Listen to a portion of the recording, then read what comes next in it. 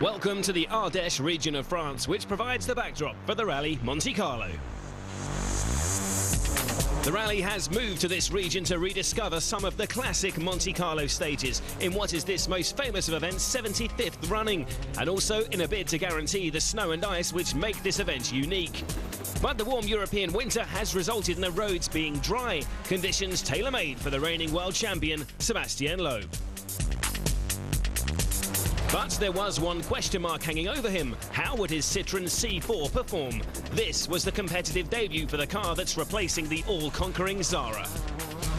But it looked like business as usual on the two nighttime stages that opened the event. Loeb won both and his teammate Danny Sordo was second. Subaru's Peter Solberg summed up the views of their rivals. Still, the Citroën, bloody hell. And it got better and better for Citroën in the daylight of yesterday, with Loeb and Sordo trading stage wins. Sordo was putting in a great performance and had even challenged for the lead on the earlier stages, but by the end of the day, Loeb had reasserted his authority and held a lead of 25 seconds. Everything is perfect at the moment. We have a correct gap with Danny now, and so hopefully we can keep it tomorrow. Marcus Grönholm won here last year for Ford. He may have been the most likely challenger to Loeb this year, but gear selection problems and tyre choice based on the expectation of wetter, colder conditions left the Finn in a frustrated third position.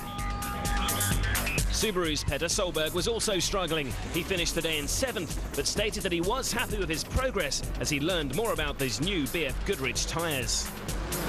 But his teammate Chris Atkinson seemed to be getting used to the new rubber pretty quickly. He would end the day 4th.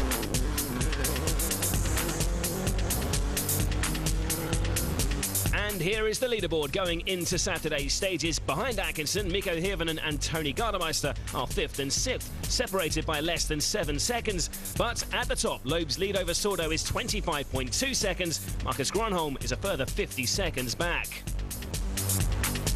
This is where we are in the world. The rally is based to the north of Monte Carlo in the town of Valence on the River Rhône. Stages number 9 through to 14 make up today's action. So with just the short super special in Monte Carlo tomorrow, it could all be decided today. And the first of today's test is the 19.67 kilometres that begins at La Bâtie d'Andorre. It's an early morning start and the crews will have to rely on their headlights to show the way ahead. Mikko Hirvonen lost time yesterday when he took tyres too soft for the conditions. He's now trying to climb the leaderboard and is attacking 4th place Chris Atkinson, 17 seconds ahead of him overall. The Ford man also has to be aware of what's happening behind with Tony Gardemeister on his tail. But it's a solid drive by Mikko and he extends the margin between himself and his fellow Finn by another 4 seconds. So Atkinson knows he's under pressure. His aim for the season is to become more consistent and finish regularly on the podium, so he won't want to lose ground to the chasing Hirvonen. And 6 right. Oh, but he looks like he's stalled. This is costing him precious seconds, and with Mikko having set a good time, his lead over the Finn could be under pressure. 56 right, long at 70. Yeah, 70. He drops nearly 6 seconds to Hirvonen. The margin between them now cut to 11.4. And Atkinson's loss of time gives Marcus Grönholm even more breathing space. He's now nearly a minute and a half ahead of the Australian. Grönholm driving his own rally and not very inspired by it. 120. Oikealle 2, vasen hidas. Ahead is Danny Sordo.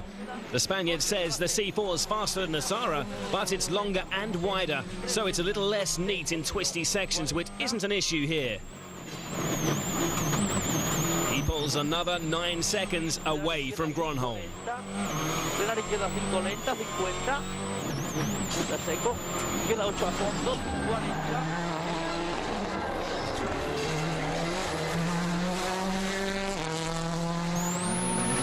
It's already looking good for Sébastien Loeb. Saturday starts with the rally leader threatened only by his teammates. No one else can get near the C4s on the Monte's tarmac stages.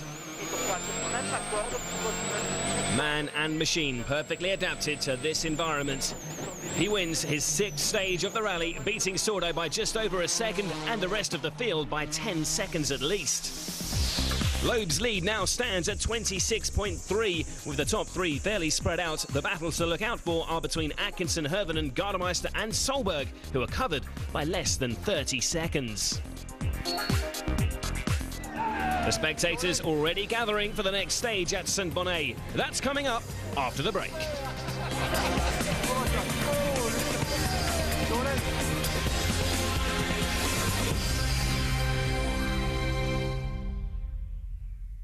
Welcome back to the Rallye Monte-Carlo.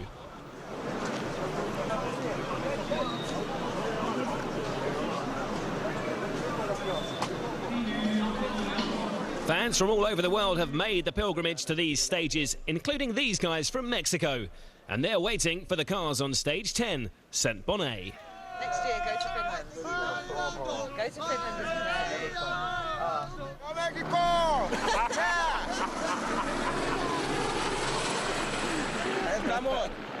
Petter Solberg is running 6th overall, trailing Tony Gardemeister ahead of him by just 6.6 seconds. The Norwegian's aiming to score what points he can until he gets the new Impreza in Mexico. So he's hoping to overhaul the Finn. 100, keep right to the crest, 6 left. Oh, but he's gone wide there. A great recovery by Petter. He pulls the car back onto the road. That could have been the end of his rally. And look at the replay here.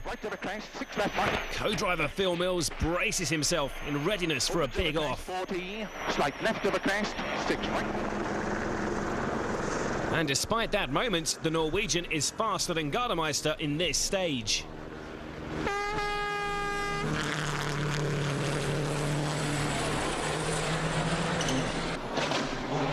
Gardemeister, in fact, is 10.7 seconds slower than Solberg. He drops to 6th and is now just 4 seconds behind the Subaru.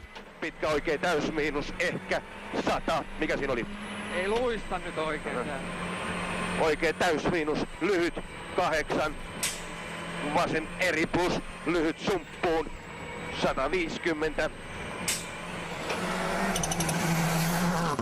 Another driver with a fight on his hands is Mikko Hirvonen. He's been successfully holding his position ahead of Solberg and Gardemeister, but is also trying to attack 4th place Chris Atkinson. Hirvonen finished this event for the first time last year, so he'll certainly be determined to stay on the road. Caution can cost time, and he too can't match Solberg's pace. 150, oikea laita, vasen nopea pinta. Ja maali.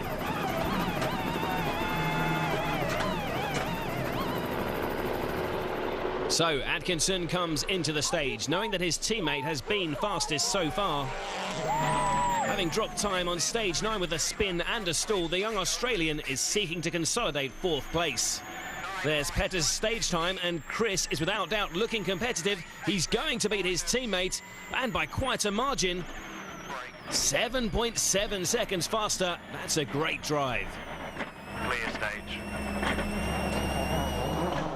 In 3rd place, Marcus Gronholm has a lead of 1 minute and 25 seconds over the Australian.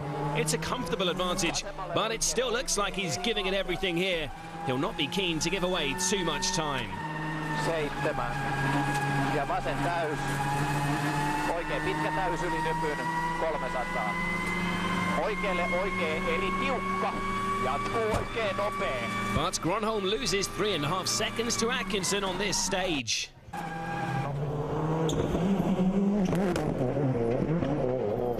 Now, no car other than a Citroën has won a stage here so far, so let's see what Danny Sordo can do. At just 23, this young man is really looking good. He did have a tough time at the end of last season, but he's come back looking all the more impressive, even bettering the stage times of his illustrious teammate a couple of times yesterday. But can he match an Aussie on the attack? No, he can't. How much slow is he going to be?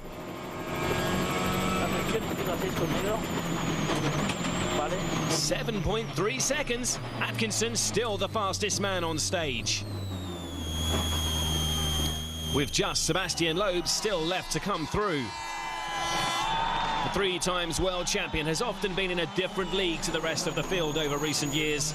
Now, though, his young teammates perhaps a little too competitive for comfort.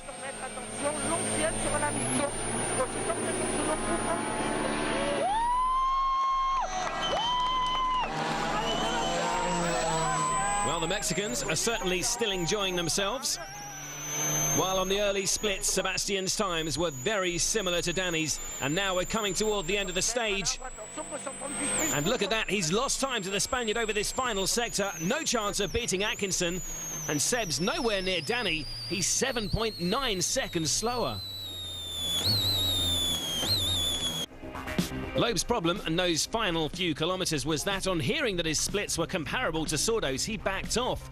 But his reduced pace meant his hard compound tyres started to cool and he began to lose grip. The virtual spectator shows here just how dramatic his reduction in speed was, losing seconds to Sordo over just a few hundred metres. So Loeb's lead is now down to 18.4 seconds. Atkinson's stage win, the first by a non-Citroën in this event, has extended the margin between himself and fifth place Hirvonen to just over 20 seconds. On to stage 11.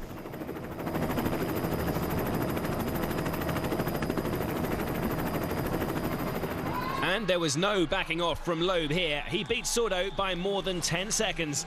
This man is far too good to make the same mistake he made in stage 10 again.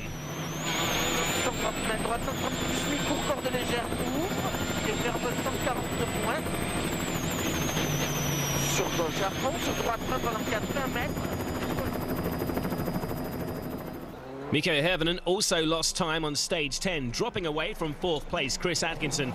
But he too is out to make amends on stage 11 and he blasts through the stage. He beats Sebastian and makes it a second non-Citroën fastest time, his first ever stage win on this event, and it means he closes again on Chris Atkinson.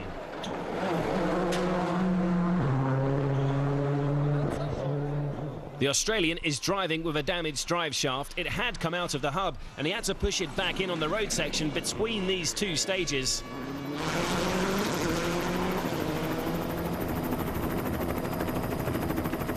No doubt he'll be driving with a certain amount of caution, not wanting to risk a rally-ending mechanical failure. So his lead over Mikko is cut to less than 9 seconds.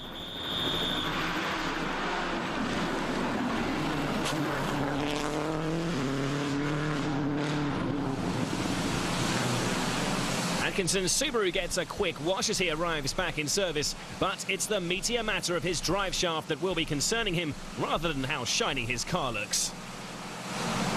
I did hear some radio chatter with you and the team on the road section. Did you have a problem on the road section?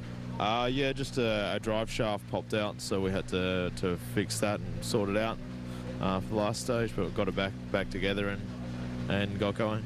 It's all okay now? Yeah, the guys will fix it. We did a bit of a bodge job and made sure we got through the last one.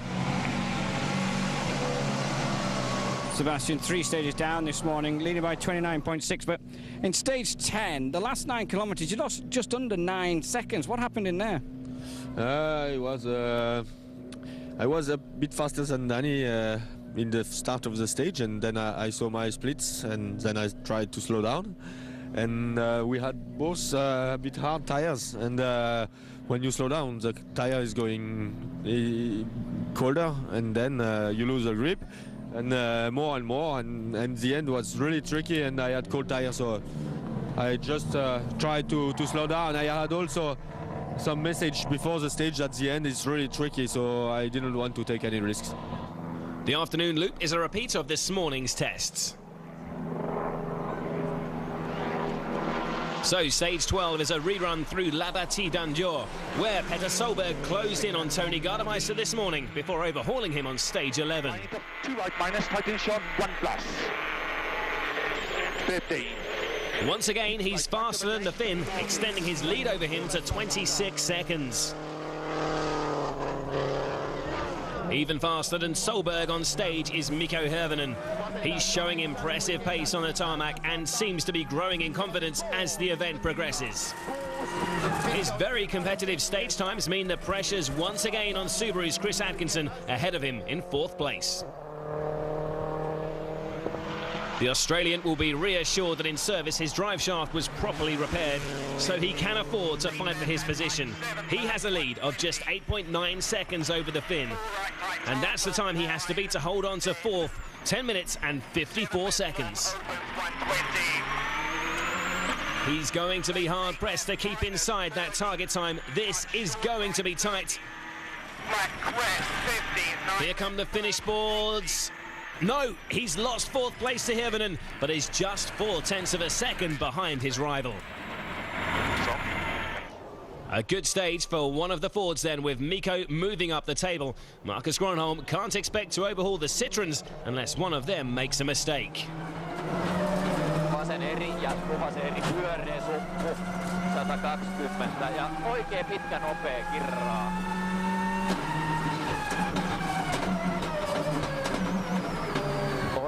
Oh, but it's Marcus who makes the mistake. That was a fairly hefty impact.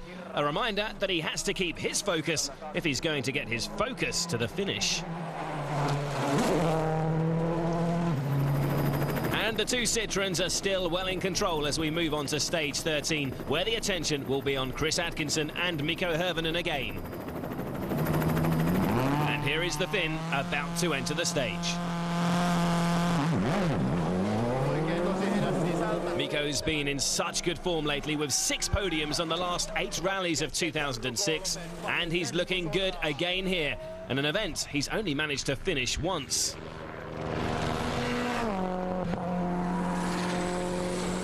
Atkinson, though, has been driving well too. Like Mikko, he's got his first Monte Carlo stage win today, and rally fans will know he's capable of driving exceptionally quickly.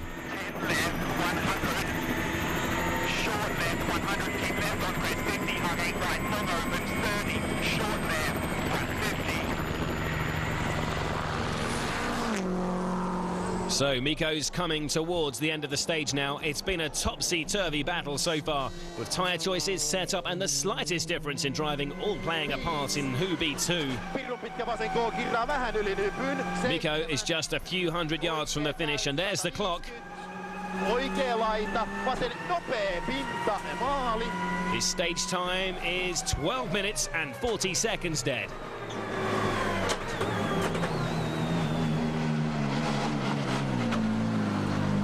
We have had the same problem with the brakes than before, and it was not. I didn't have a good confidence in every braking, so not a good stage, but we'll see. Here's Atkinson heading towards the final section of the stage. The splits suggest he might just have an advantage over Mikko, but stages aren't won or lost until the finish line. Remember, he's just 0.4 of a second behind, and there's the time he has to beat to regain 4th place. And I think he's going to do it. Yes, he's much faster and has retaken 4th place.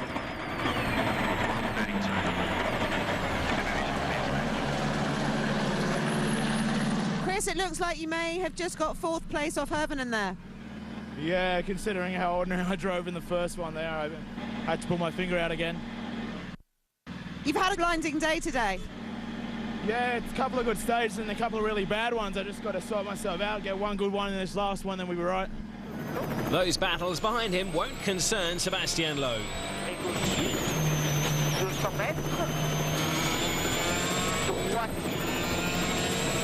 The rally leader is playing it safe and is content even to lose time to his teammate.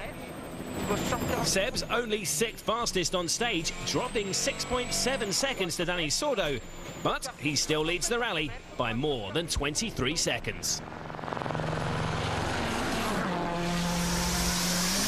Confirmation there that Chris Atkinson retakes 4th position, but this battle looks as if it could go all the way. All other positions in the top 8 remain the same. Loeb's the big draw for the local fans as he leaves the end of stage 13, but it's the battle for 4th place that's holding our attention. The last stage of the day is coming up after the break.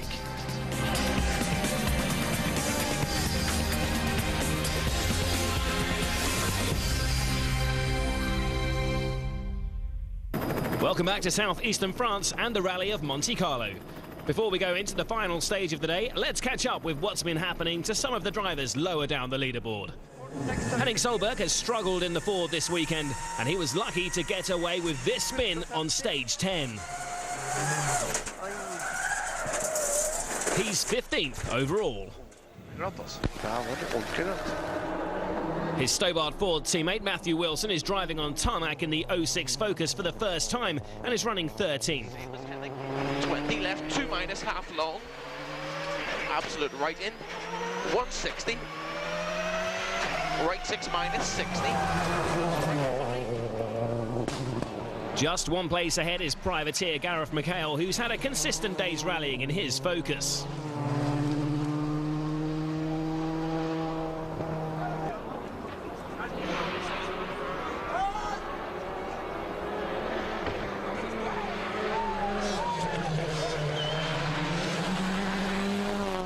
Manfred Stoll's brake problems cost him a points position yesterday, and his Zara's front brakes have failed again today. He's 11th. Okay, 4-3 lang, Achtung, Achtung. In 10th place is Jean-Marie Quoc, driving a Peugeot 307. A couple of top 6 stage times this morning show he's not without talent.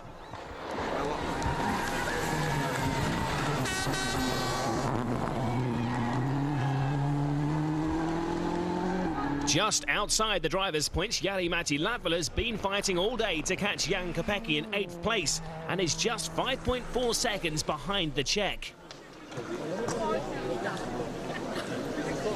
Let's catch up with him now on stage 14. This is the final mountain stage of the event, with only the Super Special to come tomorrow, so it's crucial. And Latvala is pushing hard to overhaul his rival.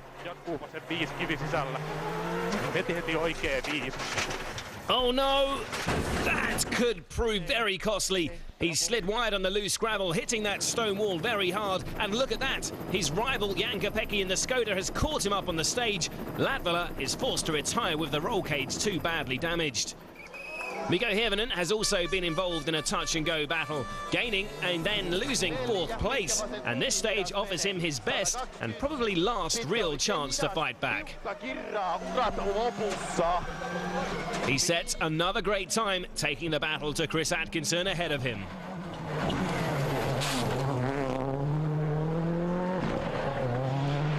Well, let's find out if Atkinson can hold out. He's 7.2 seconds ahead of the Finn coming into the stage. Remember, it's a first competitive drive for Chris on BF Goodrich rubber.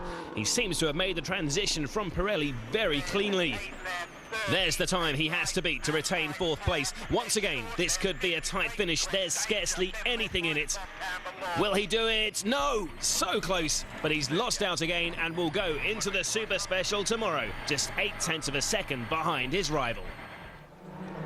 No such tension as far as Marcus Gronholm is concerned. He's been under no pressure today, though he still managed to break a wheel rim when he hit the bridge on stage 12. He's still secure in 3rd place. Similarly secure is Danny Sordo ahead of him, and what a fantastic performance this has been from the Spaniard. His first rally in the C4, and he's driven as if he's had the car forever. He's in line for a 2nd place finish.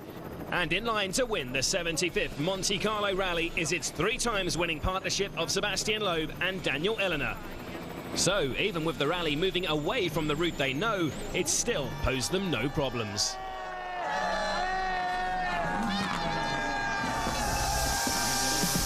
All that awaits the crews tomorrow is the 2.8 kilometre stage around Monte Carlo. So most of the top 8 will be confident of holding their position until the end. But with Chris Atkinson and Mikko Hirvonen separated by just 0.8 of a second, 4th place is very much up for grabs.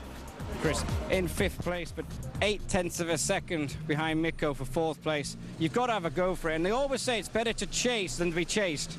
Yeah, it's okay. It would have been nice to finish today with a bit of a lead, maybe like 10 seconds or something, but it's 0.8 behind, and he's been chasing us all day and got in front at the end. It's going to be, I think it's the first time we're going to kind of fight for the position in Super Special, and that's the last stage of the rally, so it's going to be very, very interesting. Sebastian, first overall, day 2, finished, only a Super Special tomorrow. Another great day and really a perfect event. Yeah, it was a perfect event for me and for all the team, because Danny is at the moment just behind me. We are 1st and 2nd, so for our first race with a C4, it's if it continue like this tomorrow, it would be a great result, and that's very nice, and it's a very good news for the future. So make sure you join us tomorrow for what should be a unique spectacle, WRC car racing around the streets of Monte Carlo. Until then, find all the latest rally news at WRC.com.